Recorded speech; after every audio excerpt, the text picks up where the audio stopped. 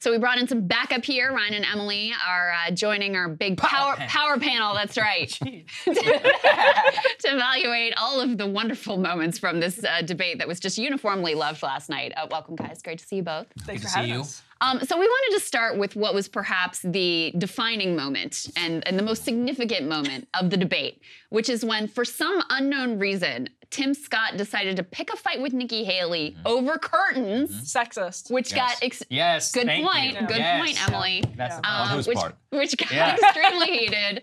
Let's take a listen to how this all went down and we'll get reaction on the other side. As the UN ambassador, you literally put $50,000 on curtains in a $15 million subsidized location. Next. You got bad information. First of all, I fought the gas tax in South Carolina multiple times against the establishment. Just go to YouTube. Against the establishment. Just go to YouTube. And you want to know what that 10 cent was? When they wouldn't pass the gas tax, the establishment and the companies wanted me to do it so much that I said the only way I will pass it if you will give us three. All you have to do is go watch Nikki Haley on YouTube. If you will give me 3 times the deduction in income tax, then I will look at your gas tax, which is why it didn't happen. Exactly, Ron. Secondly, on the 50 million. Here is a nice part. Secondly, on the curtains, do your homework, Tim, because Obama bought those curtains. Did you send them back? It's in the press. Did you send them back? It's the State Department. Did you send them back? Did you send them back? You're the one that works in Congress. Oh my gosh. You get it. You hung them on your curtains. They were there before I even showed up at the residence. You are scrapping. You are scrapping. I'm not scrapping. You know Here's a fact. Here's a fact, though. I cut taxes. I loaded up our You wanted a gas tax increase, and then you wanted They were Obama curtains, Emily. Women be shopping. Women be shopping. Obama be shopping. Well, let's not act like Obama didn't hang the curtains in here. Yes, that's right. I mean, I thought, guys, that it just the reason we picked it is that was 7 minutes left. That was in lieu, by the way, of closing statements from the candidates, which is what's actually so insane. That was better than closing statements. And yet, that's what they chose to go with. I mean, Emily, why do you... So Tim Scott, obviously, feeling a bit insecure, also from South Carolina. Everybody said, oh, you played too much of a nice guy last time. You got to land some blows. But, like, what makes people think that this is actually substantively or even, like, tonally going to land with any voters who are even watching at 10:50 p.m. last night? So much to... First of all, I think that Tim Scott sees his main attack on Nikki Haley as being that she's some sort of corporate welfare queen, which is true, by the way. She's like a queen of crony capitalism. But that's clearly Tim Scott saying, like, if there's a way for me to distinguish myself from this other very popular person from South Carolina in South Carolina, it's to call her some sort of corporate welfare queen, to say she loves federal money. I don't know if it's going to make any difference. I think we all know it's not going to make any difference. They're both jockeying to see if somehow a lane opens up where they can squeeze into second place at some point. DeSantis fails. They're able to, someone wins Iowa, New Hampshire, and somehow, listen, Donald Trump is up by like, it doesn't matter. But if you're going for second place, that's how Tim Scott sees, in the off chance that he and Nikki Haley end up jockeying for second place, that's his line of attack against Nikki Haley, and that was a preview of it. I liked the goatee. Ryan, if anyone would know, do you know the backstory? Not that it matters, but do you know the backstory of this whole curtain situation? Because I don't even, like, digging into the recesses of my memory, I don't remember this particular little mini scandal. My vague recollection is that the Obama administration had done some renovations for the UN facilities. That the UN ambassador's residence. U.S. ambassador's residence. Yeah. Okay. And so I think the key question is, you're appointed ambassador to the UN, you show up, Obama has bought these nice curtains. You hate Obama, you think he's born in Kenya, he should have been impeached. But the curtains are lovely. So you keep the curtains. Like, what do you do? The deep moral dilemma. By the way, the apartment is very nice. I actually saw some pictures of it. Samantha Power did a great job, although apparently she spent a lot of money. Women be shopping. She's there, as you said, women be shopping. I can't stomach any more of this ridiculous convo, so let's actually get to the so-called substance of this, which was Trump's actual attack, or the attack, at least, on Trump for not showing up. We saw a pointed moment from a couple of the candidates, one in particular trying to make something happen, which really wasn't happening at all. Let's take a listen. They need to change what's going on. And where's Joe Biden? He's completely missing in action from leadership. And you know who else is missing in action?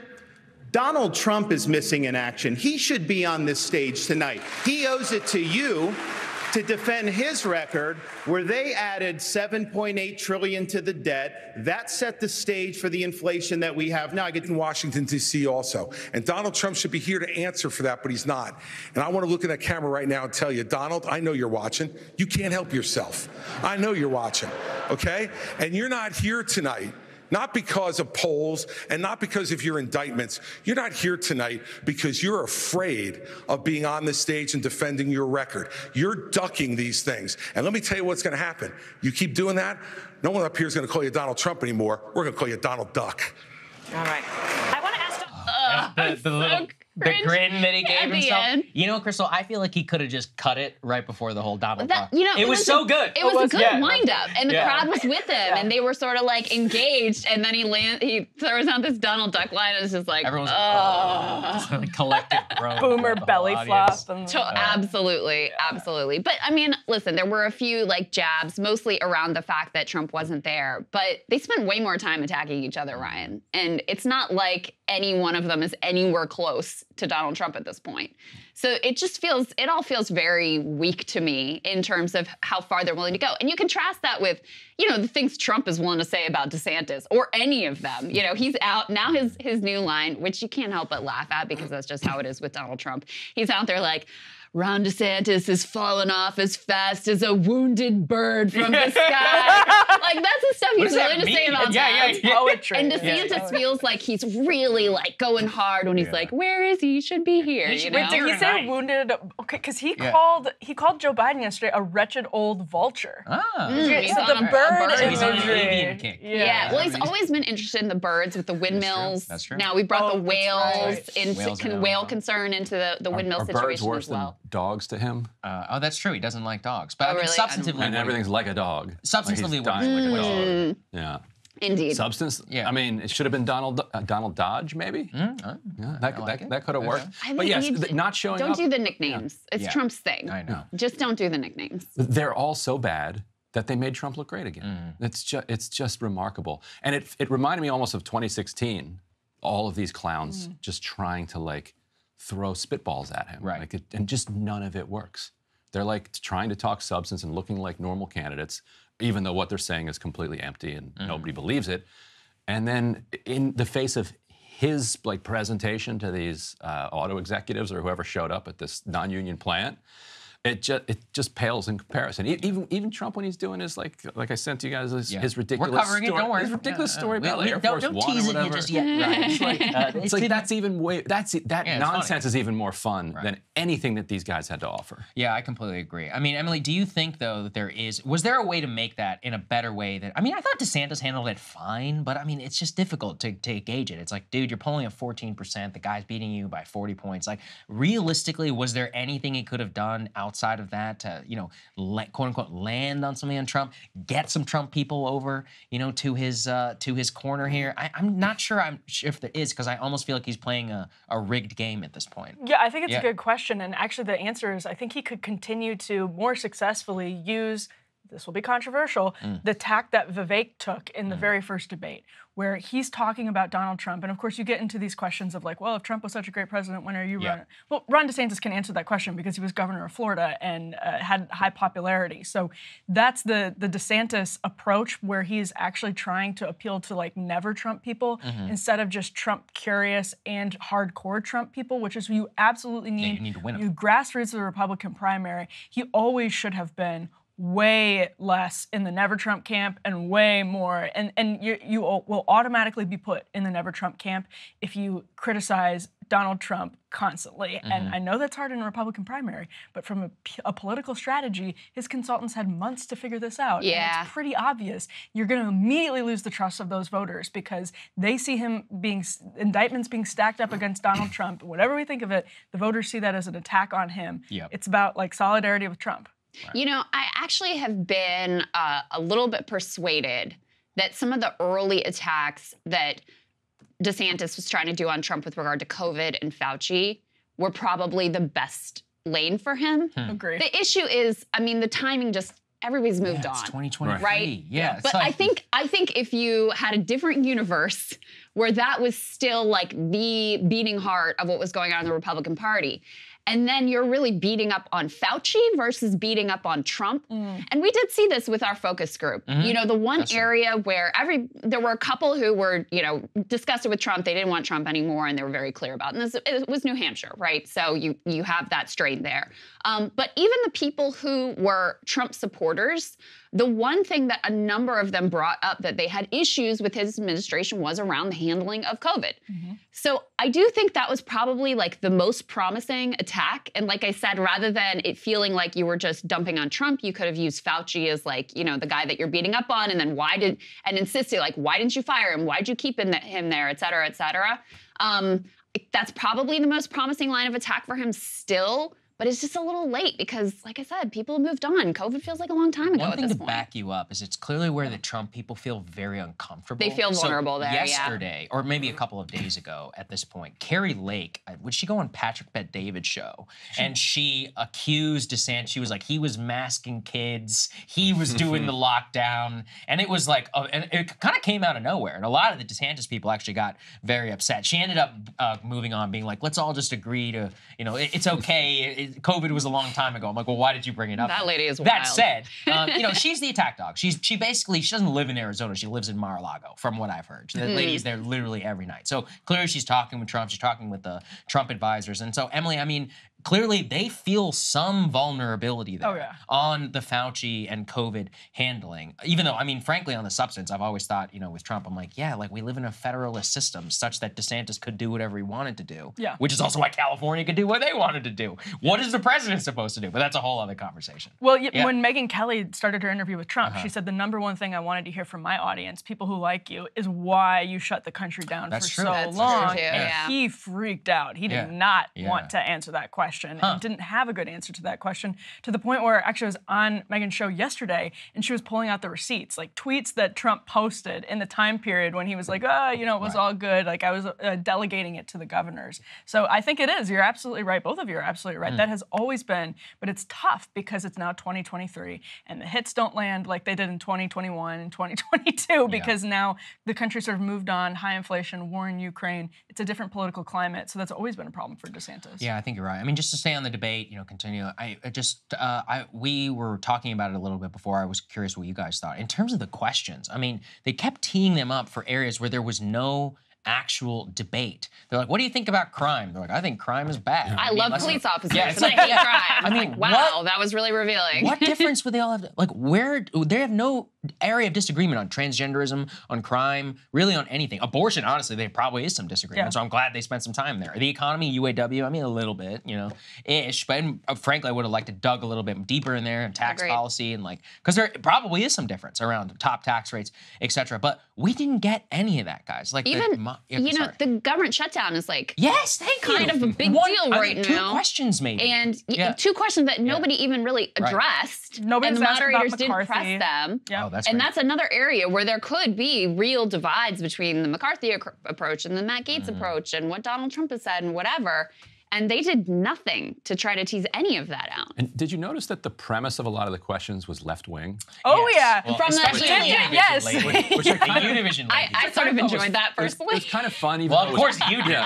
But I also knew it was pointless. It's exactly. If you tell someone, hey, you know, executive pay is 377 times as much as workers, what are you going to do about that? Like, they're not doing anything about that. So it's like sort of a pointless question, but it's fun to hear it said out loud. So I thought that framing was fine. I wouldn't even necessarily code that as left-wing. That's true. Just because I think that one, that's like an empirical fact. So like the other ones though, where I don't know, on amnesty or slavery. Slavery. I'm just like, okay, like what? This is a Chris Hayes interview. Like what are we doing here? I have no problem with them getting tough questions, but it's a Republican debate. Yeah, exactly. You should have people that are able to bring out the contrast in Republican. Because they're not responding to a left-wing premise. They just like blow past it. But you know, if you think about it, they definitely did just blow past it. I actually don't mind the framing from an adversarial position. If you think about it, though, no one would think anything of Democratic debate questions being framed from like a corporate right-wing perspective. That's true.